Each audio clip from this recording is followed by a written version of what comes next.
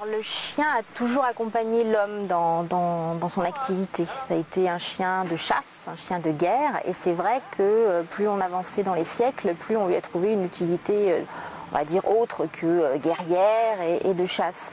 Et au XIXe siècle, pour des raisons économiques, on a commencé à atteler les chiens, parce que ça coûtait moins cher qu'un cheval. Et puis ça permettait effectivement de faire des petits commerces, notamment les maraîchers chargeaient des grosses charrettes et avec les gros chiens on pouvait tracter ça. Pendant très longtemps on avait des taxis également avec les chiens de trait et c'était très en vogue de promener les enfants en petites charrettes comme ça. C'est toujours très surprenant et c'est vrai que maintenant on a les chiens guides et je sais qu'il y a certains articles très récents de vétérinaires qui se posent la question de savoir mais est-ce que c'est si bien que ça de faire travailler l'animal, parce qu'on a crié au scandale au XIXe siècle parce que c'était très violent. Les chiens n'ont pas des coussinets adaptés pour travailler et tracter de lourdes charges, donc les pattes étaient souvent ensanglantées. Et là, on se pose la question pour savoir si le chien guide, c'est bien.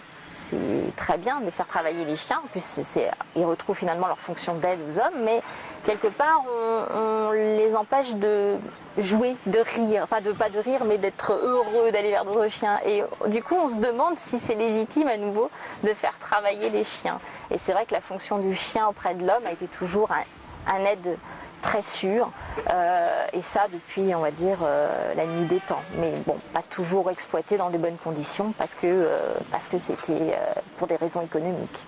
Voilà.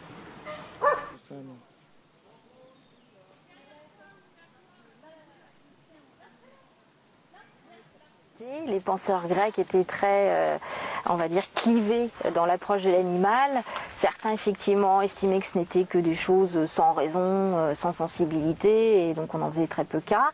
Effectivement, d'autres, comme Pythagore, plus végétarien d'ailleurs, respectueux de l'animal, estimaient qu'au contraire, l'animal était doué d'une âme, avait de la raison, et pour ça, on devait les respecter.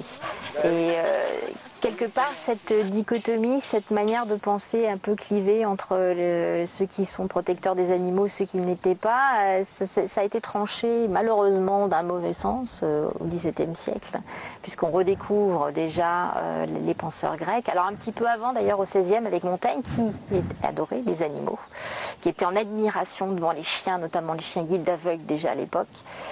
Et malheureusement, sa théorie de l'animal sensé va s'écrouler face à Descartes, et surtout Malebranche, qui sera le disciple de Descartes le plus zélé, et qui, alors je ne sais pas pourquoi, lui, il en aura après les chiens, qui les comparera pareil à des horloges, qui estimera que dès qu'on leur donne un coup, le moindre bruit, c'est comme le clic-clic d'une horloge, pareil à des horloges. Et malheureusement, c'est resté comme ça. Et je pense que c'est resté encore très longtemps dans l'esprit des gens comme ça, parce que souvent, certaines personnes peuvent s'épancher face à l'animal, être sensibles, on va leur reprocher ou c'est qu'un chien, ou c'est qu'un animal.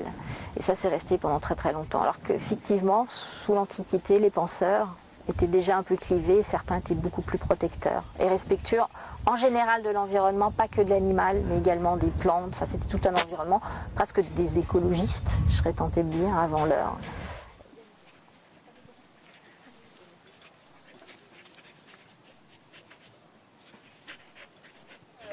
Au milieu du XIXe siècle, ça a été une avancée notable de prendre en compte la sensibilité quelque part de l'animal, puisque finalement depuis le XVIIe siècle, depuis Descartes, l'animal était considéré comme une machine. Et ça avait arrangé tout le monde, et c'est pour ça qu'en 1804, au moment de la codification, on l'a inséré dans la catégorie des meubles, parce que c'était rien d'autre. Et Gramont, lui, il essaie un petit peu de décloisonner tout ça, et de se dire, mais stop à la maltraitance. Donc ça, c'est une première avancée.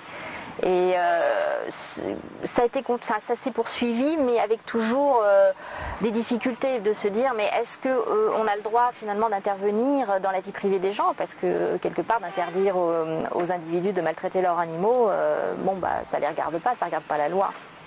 Et donc cette loi Gramont avait été votée, mais pour lutter contre la maltraitance en public. Il faut attendre 1959 pour que cette condition de publicité soit supprimée. Donc c'est assez tardif quelque part.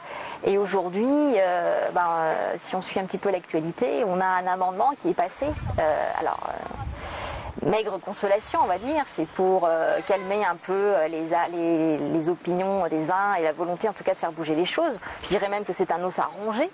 pour calmer le jeu, mais on en est encore loin et la sensibilité c'est une chose, mais effectivement il faut aller au-delà et Grammont, je pense, était déjà visionnaire. C'est dommage qu'on n'ait pas de gens comme Grammont encore aujourd'hui qui aillent de l'avant et changent un peu tout ça.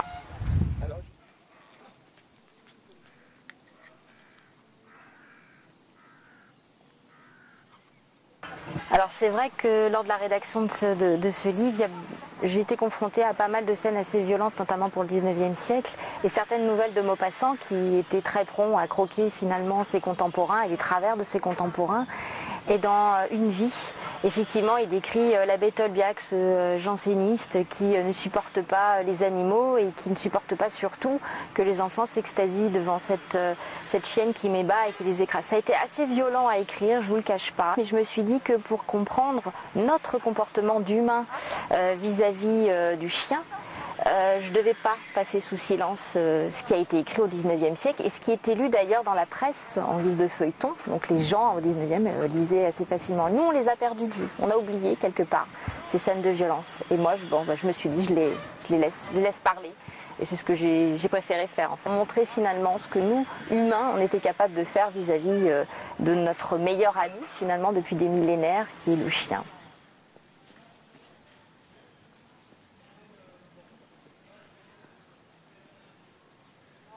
Lorsque François Hollande déclare qu'on ne touchera pas à la législation, que la législation est très bien comme elle est, effectivement, le code pénal réprime toute atteinte, tout mauvais traitement, tout acte de cruauté envers les animaux. Le fait de faire un amendement et d'insérer dans le code civil cette question de la sensibilité, bon, soit, mais c'est pas ça qui pose le plus grand problème. C'est le fait de considérer encore aujourd'hui au XXIe siècle l'animal comme un meuble.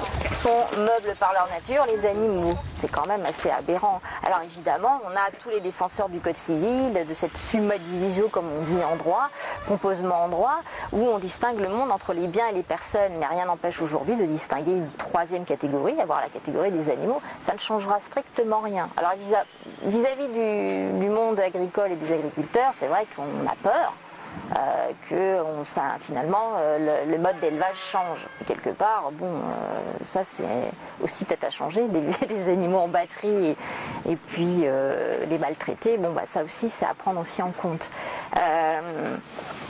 Je pense que oui, cet amendement-là, c'est pour calmer le jeu, c'est électoraliste avant tout, et c'est ce que je disais, voilà, il faut quelqu'un comme le général Grammont qui prenne les choses en main et qui vraiment s'engage et qui décide finalement d'extraire les animaux de cette catégorie. Je pense qu'au XXIe siècle, on est en droit de le demander, d'autant que d'autres pays l'ont fait. Donc l'Allemagne, l'Autriche, je pense que la Suisse également. Je pense que nous, au niveau européen, on pourrait pour une fois être un peu en avance et arrêter de minauder et d'être crispé sur notre code de Napoléon, parce que bon, bah, les choses évoluent, hein, et c'est tant mieux.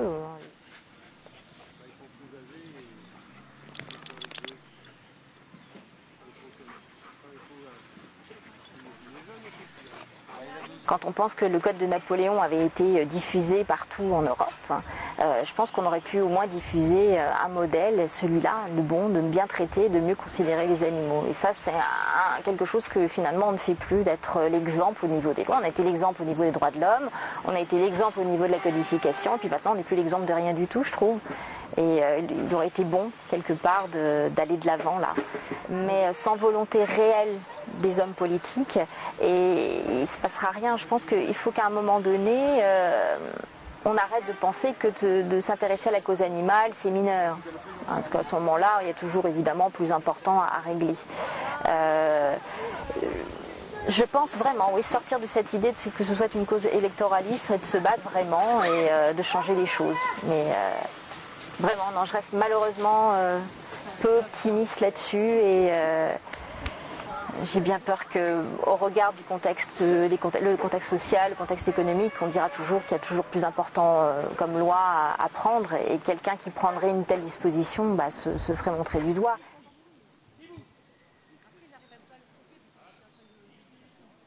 Avec l'écriture de ce livre, j'avoue que je l'ai fait pour informer davantage. C'est vrai que je ne prends pas trop de position, je montre.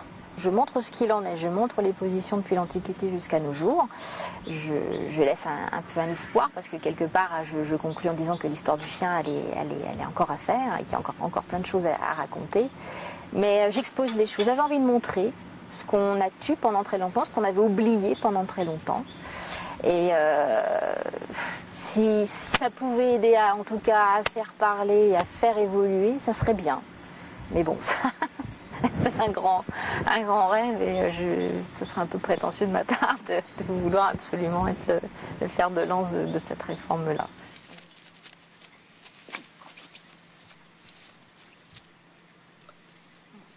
Horace me porte ça de la joie et de l'apaisement dans un quotidien pas toujours très facile à vivre.